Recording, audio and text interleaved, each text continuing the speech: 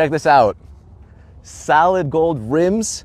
This is a $1.6 million Rolls-Royce Spectre, and it's called the Mansory Acquista Linea d'Oro. Very special car, just like our cars at spxcars.com, our very own premium car auction platform. Now at the front, you can see solid gold grille. You have the gold flakes all throughout the bonnet, translucent gold Spirit of Ecstasy. Now on the side, you have the coach line, which is also gold flakes, and it goes all the way to the end. It ends up with this little electric lightning bolt because this car's electric. Now, this car's electric, so it shouldn't make any sound, right? All right, watch this.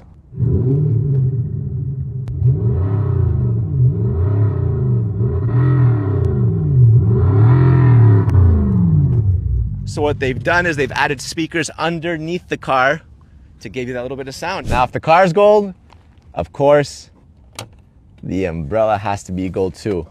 Look at that. I like that.